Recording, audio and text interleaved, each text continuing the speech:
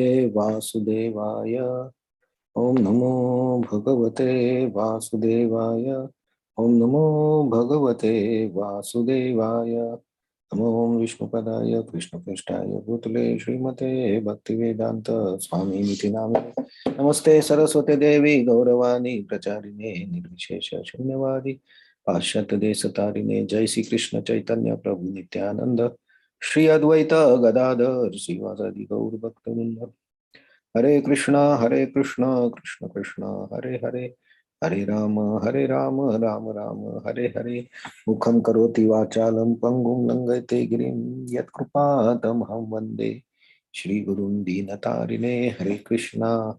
So today we'll see second verse of chapter 14. Chapter 14 mostly focuses on the three modes of material nature or gunas. So Krishna explained in the first verse that if you understand this, then you will. This is the most secret knowledge or most important knowledge I am giving, and many sages in past have attained param siddhi by understanding this. So the second verse also is actually glorifying this knowledge, or we can say like what is the result of understanding these three gunas, which are the major part of prakriti. Okay, so let us see this. Idam jnanam upashritya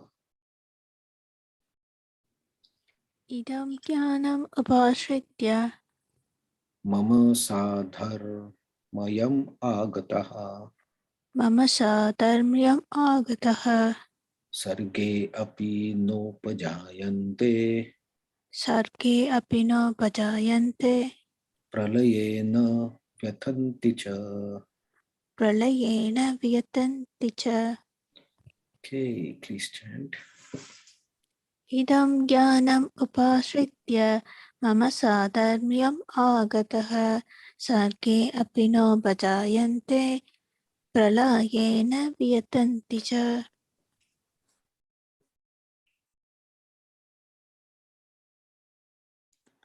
Okay, translation and purport. By fixing in this knowledge, one can attain the transcendental nature like my own. Thus established, one is not born at the time of creation or disturbed at the time of dissolution. Purport. After acquiring perfect transcendental knowledge, one acquires qualitative equality with the Supreme Personality of Godhead, becoming free from repetition of birth and death.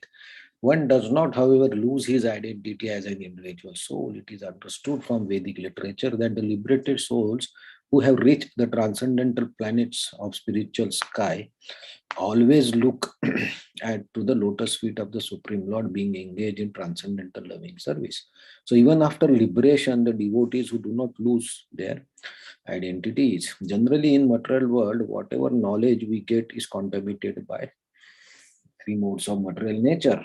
Knowledge which is not contaminated by three modes of material nature, it's called transcendental knowledge. As soon as one is situated in that transcendental knowledge, he is on the platform of as the supreme person. Those who have no knowledge of spiritual sky hold that after being freed from the material activities on of the material form, this spiritual identity becomes formless without any variegatedness.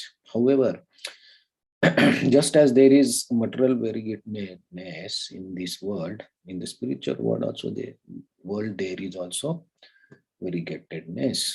Those in ignorance of these think that spiritual existence is opposed to material variety, but actually in spiritual sky one attains a spiritual form. There are spiritual activities and spiritual situation is called devotional life. That atmosphere is said to be uncontaminated, and there one is equal in quality with the Supreme Lord. To obtain such knowledge, one must develop our spiritual qualities. One who does develop spiritual qualities is not affected either by creation or by destruction of material world.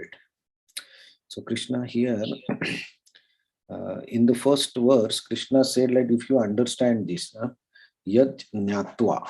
So Krishna says, you understand this, then the many munis or yogis have attained the perfection. Param Siddhi.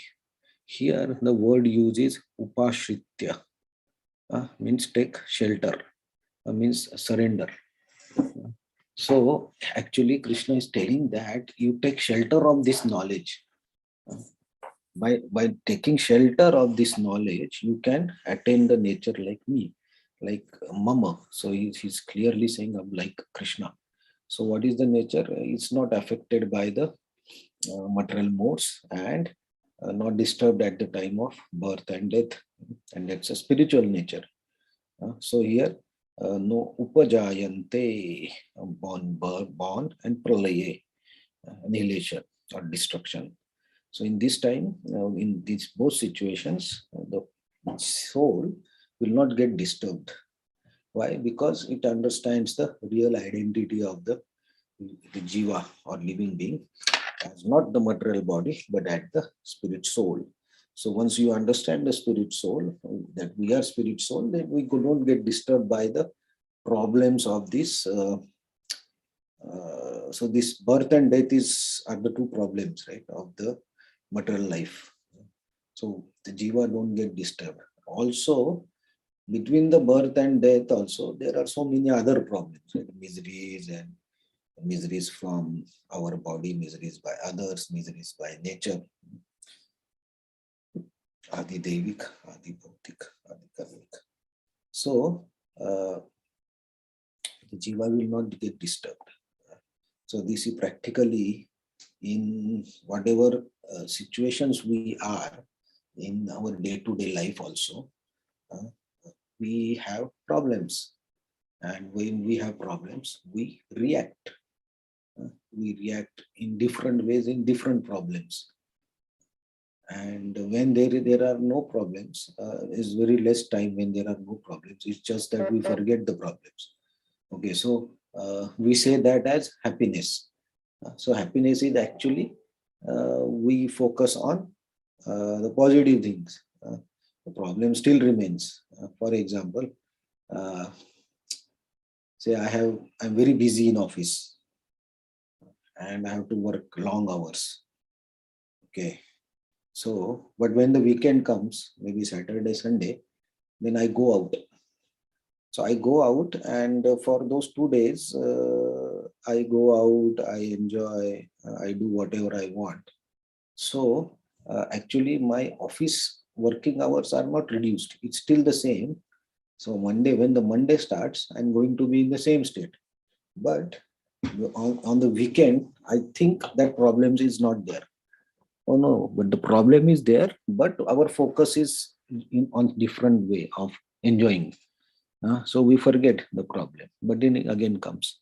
So the problem is always there. But where we focus, that determines the state of our mind. So we are always disturbed by these modes. So when the problem is there, we go into passion or ignorance to avoid the problems. And when to avoid the problems, what we do, we go into mode of goodness and we think, okay, how I can do. Okay, I'm very tired, so I will go out somewhere in the nature or something, and then I will get relaxed. What is that relaxment? Is actually the forgetting of the problem, forgetfulness of the temporary forgetfulness of the problem is called what we call happiness. So that is little bit goodness. But still we want to achieve peace. So still there is passion and still there is ignorance because it's not the permanent thing, it's temporary, right? So this way, the modes are always acting on us in different ways. And we identify with the body because the pain is to body. And when we suffer, we have headache. A lot of work, we have headache. Or we have back pain by just sitting on the computer. So that is all on the body. So we identify with the body and then we feel, oh my God, I'm a big problem. So Krishna is saying that if you understand this knowledge about the three modes, how they act, how they make us feel the pain or happiness, what's their origin, how the jiva comes into contact with this, and how to get liberated from all this. if you understand this knowledge, not only understand, Upashrita, if you take shelter of this knowledge, then you will not get disturbed by the uh, problems like pralaya also. The dissolution is the most important, biggest fear we have. Right? So, dissolution of our body or our identity. So, that is the most biggest fear we have. So, but still you will not be disturbed because you are in the spiritual platform. So, that is why this knowledge of the three modes uh, is actually practically very helpful for us to improve our lifestyle also. And with improved lifestyle, actually we improve our spiritual practice also. So because we are not so purified, at least I am not so purified that I can go directly on the spiritual platform and where I don't have effect of what is happening around me. There may be devotees who, though living in this world, there is no effect of the surrounding situation on them. So they have complete knowledge. At this knowledge, then there is no effect. So they will be happy. They will be peaceful always. But if we are not peaceful in all the situations, that means we are affected by the prakriti, means what is happening around us. So in that situation, we have to apply this knowledge along with doing the bhakti. Our goal is not to apply this knowledge and overcome the modes. Our goal is to do bhakti. But for doing bhakti, we have to go out of all these situations. So when we are in problems, we should be able to focus on bhakti. So that is knowledge. That is what we have to do. So we have to remember our real identity and our real goal. So Krishna is going to tell how this can be done. So this is actually one way glorifying bhakti, as we discussed yesterday, that these modes try to take us away from the spiritual path into material entanglement. And bhakti is the only process which can easily take you out. So that's why bhakti is also glorified in this chapter. So to come out of this complicated tree of modes, bhakti is the best possible solution. So this chapter, though comes in the Gyan Yoga or Sankhya Yoga part, is very helpful for our bhakti and also our day-to-day life improvements. So we'll see this from the next verse. I think Krishna will start giving the overview and more details about the each guna and how they constitute the material nature and affect us. So we'll see that tomorrow. Hare Krishna. Thank you very much.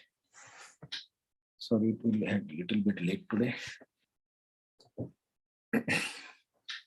Okay, any comments?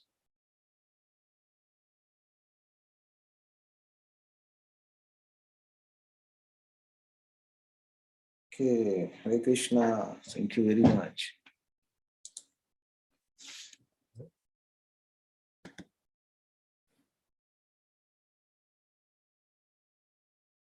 We'll see you tomorrow. Hare Krishna. Thank you so much.